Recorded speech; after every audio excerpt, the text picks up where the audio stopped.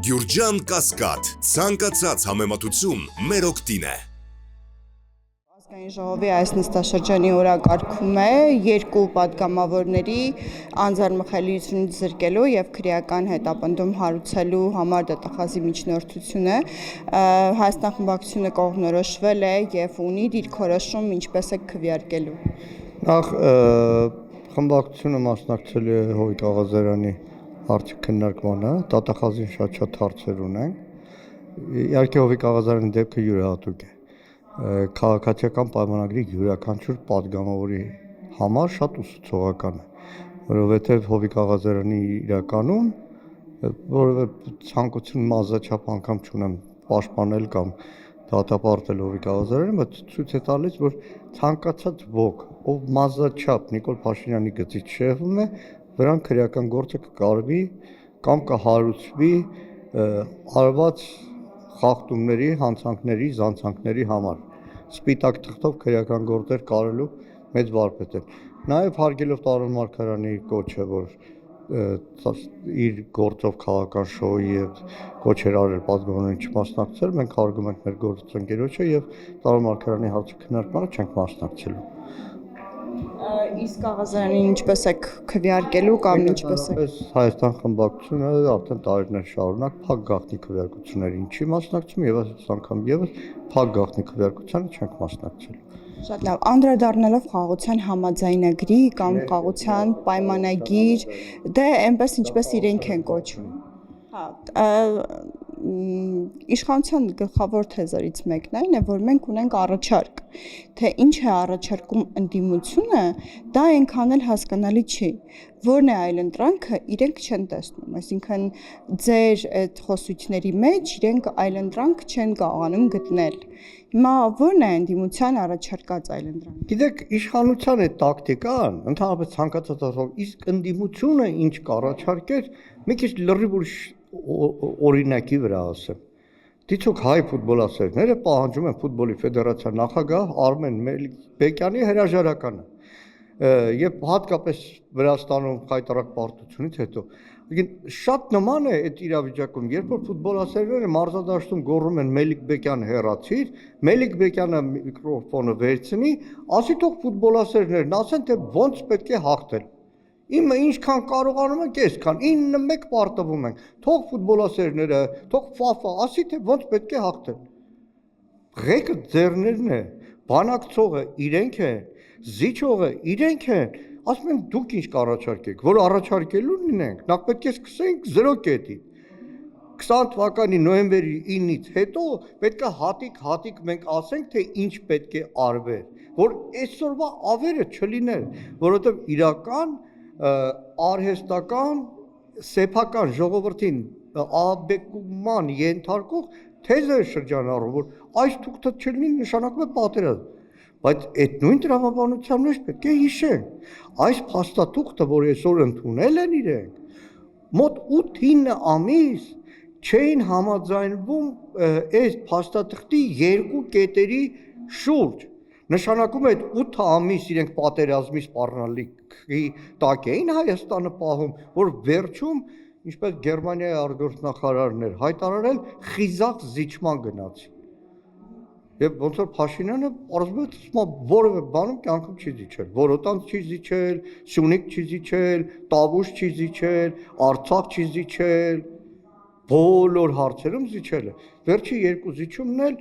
առայժմ վերջին երկու զիջումն էլ այդ փաստաթղթի այդ հայտնի երկու կետերն են միջազգային հայցերի ետքաշում եւ երրորդ երկրների ուժեր հայ-ադրբեջանական սահմանից չտեղակայում։ Միշտ այդ օրինակն եմ բերում, մարդը վերցնի բաժակը փշրի, ասի դե ընդդիմություն, հիմա ինձ ասա ոնց ես ուզում ես բաժակը հավաքել։ Փշրել են ամեն օրվա դիվանագիտական, արտաքին քաղաքական, ներքին քաղաքական, բանակաշինության անվտանգային հարցերով ամեն օր ավերը գործել հասցրել են այս կոտրած դաշտակի առաջ եւ ասում են դուք էլ ասեք մեր այլընտրանքը սա է։ Լավա չեն ասում Ադրբեջանի դրոշ Հայաստանի կառավարության շենքի վրա համաձայն ենք, որ դրվի այդ ասի ինդիվիդուալ թող ասի այլընտրանքը որն է։ Բոլոր հարցերում այդ զիջումների, այդ զիջումները կասեցնելն է կարևոր հարցը եղել։ Տեսեք, ինչ է ասում Ալեն Սիմոնյանն, ասում է ընդդիմությունը քննադատում է այս փաստաթուղթը, անվանում է կապիտուլյացիոն կամ կրկնակապիտուլյացիա, այդ կրկնակապիտուլյացիան իհարկե ինքը չի ասել Մամիջանյանն օգտագործեց, ասում է անվանում են կապիտուլյացիոն այն դեպքում, երբ որ չեն տեսել փաստաթուղթը։ Հիմա եթե չգիտեն ինչ է դրա ներքո դրված, այդ ինչպես են Մենք տեսել ենք ավելի բաց ասել։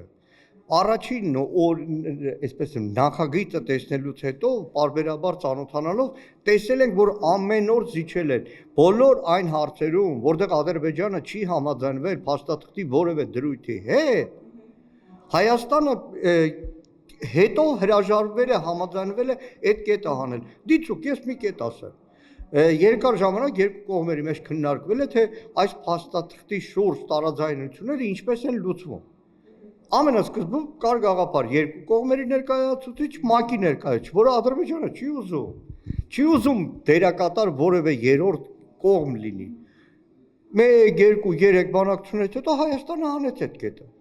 Հայաստանը ցանկանում էր արձանագրել այնտեղ քարտեզների հարց, Ադրբեջանը չէր ցանկանում դա հանել, բարբերաբար հիմա լավ վերջին 2-3 իրար ուղարկվածը չենք տեսել, բայց հստակ էր մեզ համար ամենահայտնին արդեն երկու կետը, որ իրենք չեն թաքցնում, թե ինչ կետերի մասին է խոսքը, վեր։ Նույնիսկ Հայաստանի արտաքին գործերի նախարարությունը իր հաղորդագրությամբ ասում է, որ մենք համաձայնվել ենք Ադրբեջանի առաջարկին, երեխու պես էլ լեղ սրտում է, որ գիտես, մենք առաջարկում ենք համատեղ հայտարարություն անել, բայց Ադրբեջանը մեզնից առաջ ընկավ եւ առանձին Բայրամովը հայտարարեց։ Ամենաաննշան որ այդ փաստաթղթի շուրջ համաձայնություն է եղել, նույնիսկ այդ հարցում պայմանավորվածություն խախտող կամ Հայաստանի առաջարկը մերժող Ադրբեջանի ո՞նց են ակնկալում փաստաթղթի մյուս կետերի կատարում։ Դրա համար հայտարարվեց, որ պատրաստ են ստորագրել, մի քանի օր Սիրիայի ստատուսներով Նիկոլ Փաշինյանը յալվար էր ընկնում, վայ Ադրբեջան, ես պատրաստ եմ ստորագրել, ամբողջ մեր դիվանագիտական կորպուսը աշխարհով խառնեցին իրար, որ ինչ որ հայտարարություններ ողջունում ենք, իրանք չեն տեսել ինչ փաստաթուղթ են ողջունում։ Իրանք համար կարևոր է, այսպես ասեմ, միջազգային ասպարեզում, վայ տեսեք Հայաստանն ու Ադրբեջանը համաձայնվել են։ Կրկնում եմ, այդ փաստաթղթում եթե լիներ Հայաստանի կառավարության գլխին Ադրբեջանի դրոշտել է ծածանվելու, էլի կողջունեին։ Որոշները ավելի առաջ գնացին, ասեն խիզախ զիջումներ, բայց հաջորդ օրը Ադրբեջանը ստացավ իրենը, միջազգային ասպարեզում ասեցին, տեսեք Ադրբեջանը կոնստրուկտիվ է, հաջորդ օրը Ադրբեջանը ասեց, հո պապեր, ինչ ստորագրել, սպասի, սահմանադրություն փոխել կա, Մինսկի խումբը լուծարել կա, եւ Մինսկի խումբի լուծարման մասին Նիկոլ Փաշինյանն ասում։ Հարցազրույցում լսեք ինչ ասում Նիկոլ Փաշինյանը, անգրագետ է։ Մինսկի խումբը ստեղծվել է Ադրբեջանում կոնֆլիկտի լուծման համար։ Ադրբեջանում հիմա հստակ է ասում, որ Մինսկի խումբը լուծարում կա։ Աշխարհը փոխվել է, աշխարհում ամեն րոպեական փոփոխությունները, որը կատարվում են Մինսկի խմբի 3 համանախագահող երկրների միջև Ռուսաստան, Միացյալ Նահանգներ,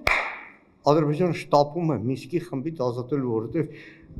Արցախի հարցի միջազգային հարթակներում մնալու կարևոր գրավականը Մինսկի խումբն է, որը ձևավորվել է դեռ 90-ականներին։ Հիմա խոսելով ընդդիմության ուղղված մեղադրանքներից հերթականին, ես ուզում եմ մի փոքր անդրադառնալ հանրության շրջանում առկա, նաև հանրության շրջանում առկա մեղադրանքին, թեև դաշնակցությունն առանձնապես չի այսպես միջամտում այդ վեճին, բայց եւ այնպես, քանի որ Հայաստան խմբակցության ներկայացիչ եք եւ դաշնակցական, կուզեի նաև այս անդրադարձն ունենանք, պարոն Մանուկյան, տեսեք, քննադատությունն այն է, որ փոխանակ զբաղվելու իշխանության հետ օրակարգերով եւ փորձելու ինչ որ լուծումներ առաջարկել, ընդդիմությունը զբաղված է ներսում արտահայտությունը կներեք գզվրտոցներով, իրար վրա ցեղ շպրտելով եւ այլն։ Տպավորություն է, որ հիվանդին վիրահատելու փոխարեն բժիշկները վիճում են, թե ով պետք է վիրահատի, իսկ հիվանդը մահամերձ։ Ուրեմն փառատել ձեր տպավորությունը, իրականում շատ ավելի ցանկալի կլիներ, որ ընդդիմության շարքերում շատ ավելի կուռ վիճակ լիներ, շատ ավելի միահամուռ վիճակ լիներ, բայց մի բան կուզեմ վստահեցնել։ Հայաստան խմբակցության ցանկացած պատգամավորի մեր հազարավոր դաշնակցականների, մեր համակիրների, մեր հայրենակիցների, պայքարի ընկերների, բանտարկված ընկերների, այսօր էլ դատարանի դահլիճներում տարբեր գործող դատվող պայքարի ընկերների մեկ գերագույն նպատակը այս ամենը կասեցնելն է Նիկոլ Փաշինյանի հեռացումը։ Մենք 24 ժամյա ռեժիմով աշխատում ենք միմիայն այդ ուղղությամբ, կրկնում եմ, այսօր էլ Հայաստան խմբակցության պատգամավորների ակտիվությունը խորհրդարանի դահլիճում, խորհրդարանի դահլիճից դուրս միտված է լոկ մեկ բանի, կասեցնել այս պարտության ընթացքը, կասեցնել այս ամեն ինչով իշխանությունների ընթացքը եւ հեռացնել նրան։ Օրինակ, երբ ասում եք անել ինչ-որ բան, ո՞րն է այդ անելը, հա, ինչ եք օրինակ անում, նկատի ունեմ լավ, այստեղ հարցերը հնչում են, ելույթները, հարցազրույցները, դա տեսնում ենք, բայց գործնական քայլը ո՞րն է։ Նայեք, քաղաքական պայքարում բոլոր միջոցներն է գործնական։ Հիմա այստեղ նիստը վերջանալու է, Գեգամ Մանուկյանը, մյուս պատգամավորները իջնելու են փողոց, ամեն հայրենակցի հետ խոսելու են, կազմակերպելու են, ժողով են անելու, մտահոգություններն են կիսելու մեր հայրենակիցների հետ, մի հոգու էլ ամեն օր մտքով փոփոխության ենթարկելը գործին հաջող ընթացք հաղորդելու մի փոքր, բայց կարևոր գործոն է։ Ես ուզում եմ ձեզ հիշեցնել, որ երբ որ դիմադրության շարժումից հետո ընդդիմությունը վերադառնում էր խորհրդարան, պարոն Մանուկյան, եւ այն ժամանակ կար պահանջ ընդդիմությանը որոշակի մանդատները վայր դնելու, ընդդիմության ներկայացուցիչներից շատերն ասում էին մեզ դա հարկավոր է, ինչ որ փուլում իմպիչմենտի հնարավորություն ստեղծելու եւ իմպիչմենտ անելու համար։ Դուք իմպիչմենտի հնարավորություն ունեք մինչեւ այս տարվա կես, որովհետեւ մինչեւ 1 տարվա սահմանադրությամբ, եթե չեմ սխալվում, կա դրույթ, որ մինչեւ 1 տարի նախորդող ժամանակահատվածում հնարավոր հայտարարելու չհաջողված փորձից հետո 1 տարի եւս այլևս չեն կարող իմպիչմենտ հայտարարել։ Ընտրություններից առաջ է, չէ՞, 1 տարվա ժամանակ։ Նայեք, իրականում մենք մի անգամ իմպիչմենտ հայտարարելու առաջարկը եղավ փողոցում, մեր բոլոր պատգամավորներով եկանք ազգային ժողով գիշերով, ասենք մենք ստորագրում ենք։ Բայց պետք է կազմակերպել այդ մեր ստորագրությունները չի բավականացնում։ Կան անկախ պատգամավորներ, որոնց թիվը աննախադեպ շատ է։ Հա, այսինքն Հովիկ Աղազարյանին ու Հակոբ Ասլանին որ տեսնում եք աննախադեպ, մոտ 40 հոգի է, չէ՞։ Միգուցե աշխատել է պետք։ 40։ Նայեք, հիմա այսինքն ես մեկ կողքից լսում եմ, բա աշխատեք այս վաղվա Հովիկ Աղազարյանի դատը էստե։ Այդ բոլոր պատգամավորներին զգուշացում է հանգարց մտների ծայրով անգամ չանցնի։ Ցավոք սրտի այսօր իմպիչմենտ հայտարարելու համար չկան այդ բավական թվով։ Մենք հենց այսօր պատրաստ ենք Հայաստան խմբակցություն ստորագրել։ Թող մնացածը գնան մյուս պատգամավորներին համոզել։ Ովքեր որ համոզված է, որ իմպիչմենտով հենց այսօր հնարավոր Նիկոլ Փաշինյան հեռացնել։ Այսպես է։ Մանուկյան, հանրային ճնշում, պատգամավորների հետ աշխատանք։ Չէ, ես չեմ սիրում։ Սուրճի էին առաջարկում։ Նայեք, ես չեմ սիրում այդպես, էլի։ Նորից կրկնում եմ եւ չեմ շարունակում։ Իմպիչմենտ հայտարարելու համար X քանակի ձայն է։ Մնացած բոլորը ինչ։ Հաշվեք մի հատ, 10 քանի ձայն է։ Հաշվեք մի հատ, ով մնացածը խոսում է, թող ասի Գեգամ, անունը չտասի 4-ը պատգամավոր ջեբս դրածա, ասեմ լավ 4-ից է բրծան։ Մնացած բոլոր հարցերում այդ հեզը շրջանառելը շահարկում է, մարդկանց մոլորեցնել է։ Պարոն Մանուկյան, եթե վաղը Նիկոլ Փաշինյանը եւ Իլհամ Ալիևը գան եւ ասեն ստորագրում ենք այս համաձայնագիրը, ինչ է անելու ընդդիմությունը։ Կտեսնենք ինչ կան ընդդիմությունը։ Մանդատ դնելուց մինչև ինքնահրկիզում։ Ես պատրաստ եմ։